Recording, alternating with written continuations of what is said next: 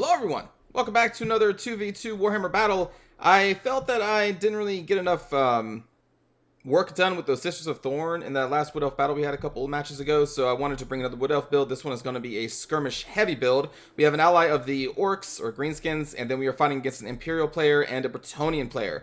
For my army, we have one Sisters of Thorn. We have 3 Glade Riders. One of them has the Hagbane tips right there. I also took the female Glade Lord, but on a horse to roll around with our skirmishing squad. She does have the bonus aura to missile damage, so I'm going to kind of stick her in the middle of these guys and just have her buffing up their range attack. We also have 3 normal Wild Riders, a Spellslinger of the Beasts with Flock of Doom, and I decided to try the Manticore summon, which is something I haven't done yet ever since it was changed, months ago. So I'm going to try the Manticore, see if they're okay, and then kind of just spread out back here in case I need them. We have 2 War Dancers with the Spears, and then 3 normal Eternal Guards. For my ally, we have a bunch of Orc boys being led by an Orc War Boss on his boar. We also have 2 Goblin Big Bosses. We have multiple actually just Orc boys, not Biggins in here. Yeah, just 3 Orc boar boys. Oh, we have 1 Biggin, 2 normal boys. We also have a Black Orc back here. We have 2 Biggins, I think 1 on each flank. Yes. We also have 2 Goblin Rock Lobbers, and then they brought some Skirmishers as well with these Goblin Wolf Riders and 2 Archers. 1 Rider, 2 Archers.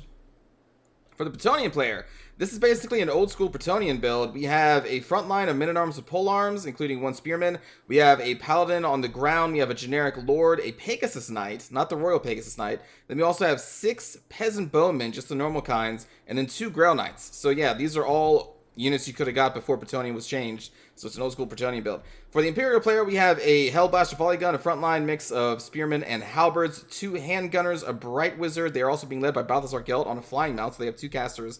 We have Spearmen back here that I'm not entirely sure why, maybe to protect rear charges. Then we also have a Dimmigrif Knight with Halberd, 2 Imperial Knights, 2 additional units here with the Halberds and the Spears, and I think that's it.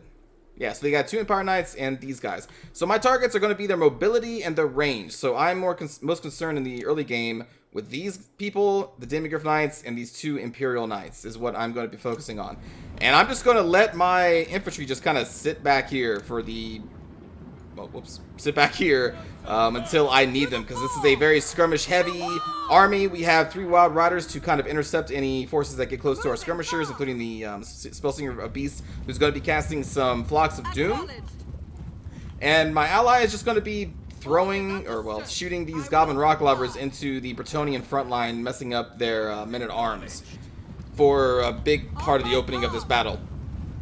So right here, I'm starting to hit these Imperial Knights, and you can see that they're going to be running away from me. I think what they're trying to do is lure me to follow them so they can flank me with these Empire Knights. The thing is, though, the Empire Knights are not as fast as these Glade Riders and Sisters of Thorn, so I'm okay with pushing up right here. Also, we're shooting these guys in the back so they don't even get their shield block. They still have 100 armor, though, so like they're still, resisting a lot of damage. So here come the other set of Imperial Knights, like, oh no, it's a flank, and I'm like, well, we're pretty quick. Also, we have poison damage on our side with the Hagbane tips, and the Sisters of Thorn also throw javelins with poison damage as well. Right here, we got the first Flock of Doom. That's honestly not going to do too much because I miscast it. I thought I'd put it on the handgunners, but I actually put it on the ground next to them, and then she walked up and cast it, so that was kind of nothing happened there. So far we've dealt some damage to these Empire Knights, working on these 2 as well. And again, I got to be wary of these 2 handgunners whose range is right here, so I'm trying to stay out of that range. And I can't really go in there and charge them because they have a lot of anti-large right here. And these anti-large units can mess up Wild Riders, because Wild Riders don't really have high armor. They do have some physical resistance, but that's not going to be enough to resist for long anyway. So we're just going to have to try and be annoying, as skirmisher builds usually are. And again, I'm just going to leave my infantry back here spaced out in case I need them to, I don't know, fight in any situation. Like, the plan is you get all their mobility units to try and chase you, and then you kind of do one of these, and then you just throw in your melee units to stop the cav, and then you kind of do rear charge with the Wild Riders. That's the idea, but this player isn't going to be that impatient, so they're just going to kind of sit up here on this hill. You can see these 2 players have taken a kind of defensive line right here, like that on this little hill. They're also rolling over this Hellblaster Volley Gun, which was sitting in the middle of the field, so they're going to be getting over here. The thing is, though, there is this giant kind of not ledge, but there is this little top of the hill here, and I'm trying to keep my units to block line of sight from the Hellblaster Volley Gun. I'm going to try and maintain my units over here. And for some reason, I'm not entirely sure they threw these Empire Knights into this forest, so I'm just going to go over there and start shooting them. The Empire Knights are not the most like critical unit to take out, but they are a mobile unit, and that is what I'm trying to shut down, is their mobility and their range, because at that point you can just pick apart the rest of their forces and do repeating charges, even with this light cav like these, you know, Glade Riders. So that's the plan. So we're trying to kill these guys with these Empire Knights, and I'm going to throw in this Wild Rider, because if we can catch them in the forest, we have no penalties in the forest, but the Empire does. At least their Knights do. So we're going to try and catch them in here, slow them down with the poison from the Hagbane tips and the Glade, or the Sisters of Thorn. And then Balthasar Gelt and the 2nd Imperial Knights are going to be moving over here. I guess they really want to save their Demigryph Knights and don't want them to throw them into harm's way with all of these skirmish calves, so they're just going to kind of sit back in here, protecting the Hellblaster Volley Gun, which is facing my Spellsinger, who I'm going to be moving out of range here soon. But there you can see our Wild Riders charge on these Empire Knights is going to rout them, and we're going to be luring these Empire Knights into the forest, because we want them to suffer the disadvantage as well. So I'm trying to get as far as we can, and then we're going to turn around and charge, and we're going to be shooting them in the sides with our skirmishing cav. You see Balthasar Gelt is right here. Now at the time, I assumed this was a generic general on a Pegasus. I didn't realize it was Balthasar Gelt because I was an idiot and didn't actually check the lord. I was just like, oh, that's probably just like a generic general. If I had known it was Balthasar Gelt, I would have probably thrown all 3 of my Wild Riders in here, including my Light Cav, to make sure that we killed him right here. But I was like, I'll just deal with this general later. So I was more focused on trying to destroy their mobility units, which is why I netted them with the Prey of Anathrema, and we're trying to shoot them down with all of our skirmish cav. Not really doing too much. The trees do block some of these shots, unfortunately, but we're still doing some okay damage. I am going to still try and get these Wild Riders nearby. Oh, I guess that was the plan, right. So right here, these 2 handgunners are now moving down this little hill.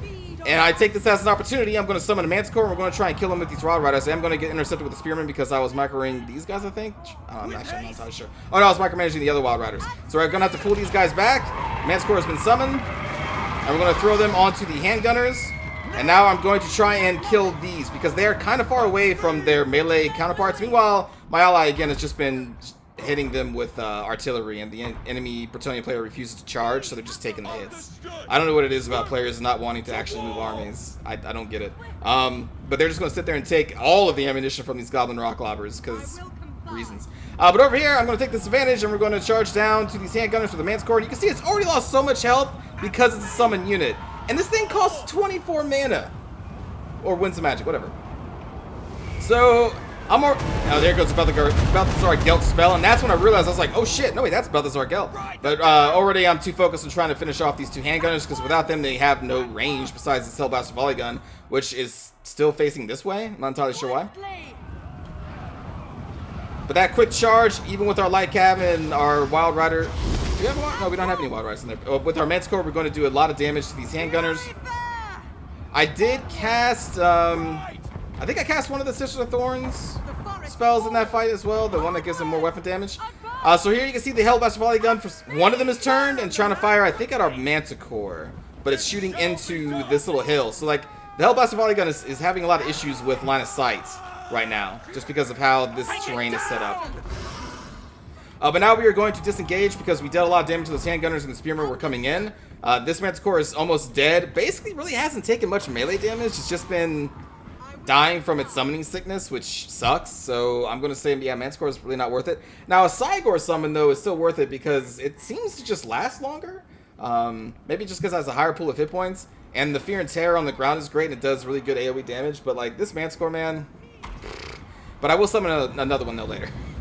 So I got to get the full use out of it because you can get 2 summons. Right here, we're going to snag Balthasar Gelt with the Prey of Anathrema, and we're going to pull in our Skirmishing Cav and our Sisters of Thorn to try and focus him down, since he's going to take more damage from missiles, and he can't move. Ally is still just using their ammunition to destroy these men-at-arms, and finally, also these Goblin Wolf Rider Archers were skirmishing down these Grail Knights down to how much you see there. So finally, the Bretonnian player is going to have enough of this when these guys are already almost out of ammo, and they're going to march their army forward. Took a while, but they finally did it. And here you can see we can almost kill Balthasar Gelt. I even cast the Curse of Anrun here from our Sisters of Thorn to slow him down so we can hopefully catch up and maintain our fire on him. But he is going to get out of the situation and fly over here where I can't really chase him right now because there's still a lot of melee units. And they have the Hellblaster who's getting over this hill. And again, I'm trying to keep my Skirmishing Cav out of line of sight. Trying to use this little ridge as cover from the Hellblaster. So that's why I see I'm going to be pulling over here now. doing some damage to the spearmen just because we have fire will on right now. And over here, this wild rider is going to try and finish off these handgunners because they were out in the open still, and we're going to catch them right before they get to the ledge and to safety of their halberdiers. These two, I had all my wild riders just kind of sitting in here until I needed them again, so now I'm pulling them back out, finishing off these guys. The Bretonnian player, again, is charging, so I'm actually going to be moving my melee force, which is still just kind of hanging out back here. And I'm going to move over here to support the orc player against the Bretonnian men-at-arms. This player made a mistake of focusing fire, I think, all of their peasants on one unit, so they all kind of bunched up, and they got hit by these goblin rock lobbers, but luckily for them, they are almost out of ammunition, but they still took a lot of damage. You can see their morale is kind of wavering. You got to be very careful about clumping up, especially when the enemy has artillery like that. But it happens. Right here, I almost get caught by the spears. We're going to pull back out. Wild Riders nearby, and again, we're just using this ridge as cover, so the Hellblast Volley Gun is having a very hard time actually doing anything against us. Back here, you can see my allies Goblin Wolf Riders are going to snag the other handgunner, which was routing off that way. And now we've kind of pieced this Empire player down a lot. They still have two big targets right here. Balthazar Gelt's almost dead. You can see they actually finally get some shots here, so I think I'm going to move. Yeah, I'm moving my Wild Riders closer so they can get protection from this ridge. And now you can see a lot of the shots are actually getting eaten by that ridge. So you got to really be mindful of your environment. Because if you play like this, it may be hard to tell, but if you at least play like at an angle, you can kind of see.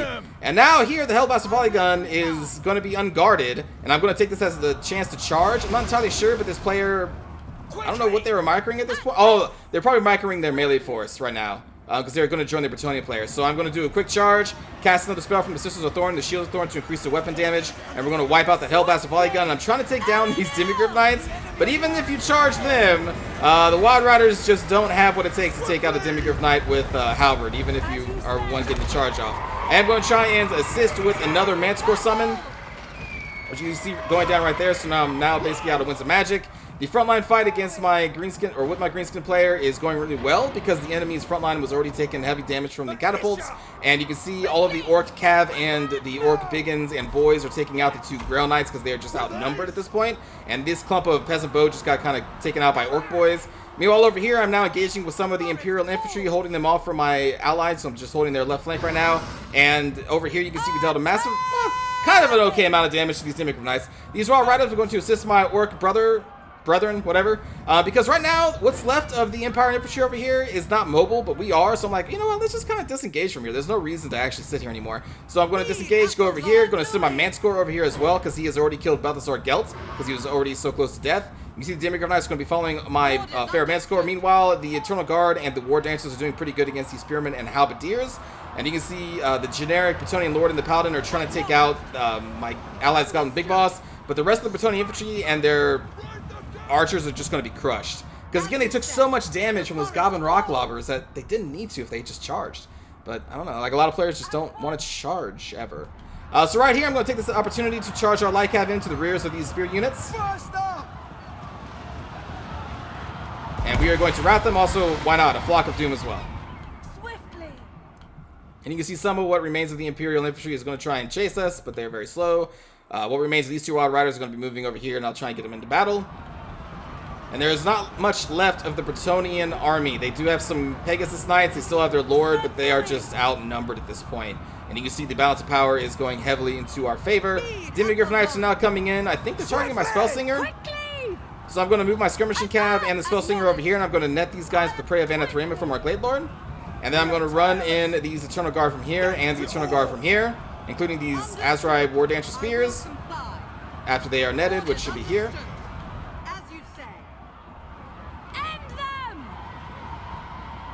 And that is going to spell the end of the Empire and Bretonnian alliance. So a good game to all those involved. The downfall of the enemy is, well, one, I think the Empire player didn't really micro sometimes. They seem to just kind of maybe be AFK there towards the end. Not entirely sure what happened there. But the Bretonnian player allowed their front line, which was needed to protect their peasants, they just allowed them to get nailed down by those Goblin Rock Lobbers, and without the infantry holding off all the... There's a lot of... Like, look at all these Orc Boys. Look at all those Orc Boys. Orc Boys, in a 1v1 against Men-at-Arms, can do really well, especially when those Men-at-Arms are already nearly dead because they took so much damage from artillery. So their front line crumbled, leaving their Peasant Bowmen just easy pickings for these Orc Boys. You can see just a high amount of kills across the board from our Orc player here. And for my Skirmishing Cav, they did okay. That's a decent amount of kills across the board, including the Glade Lord who got 39. And Wild Riders 109 kills, pretty good against the Empire Knights. And my Infantry actually got some good amount of kills there at the very end when I finally used them. But yeah, so the Bretonnian player should have just charged. It was probably going to be rough for them anyway because they had so much money in these peasant bows against the Orc player who had so much infantry that was going to be able to flank them anyway. But it would be better than just getting nailed by the Goblin Rock Lobber. And this this poor player in the Herald Blaster Volley Gun, they really tried to get this thing used, but I just used the terrain against them, and we isolated and destroyed the important units like the handgunners who were pulled out too far, and yeah, so... Anyway, good game, everybody. I hope you enjoyed the skirmishing heavy Wood Elf build with the Sisters of Thorn and the Glade Lord on the horse. I'm not going to do a cinematic view for this one because it was mostly just skirmishing, and that's not exactly fun to see in a cinematic view. So yeah, no cinematic view for this one. But anyway, I will see you all in the next episode, everybody. Have a good day.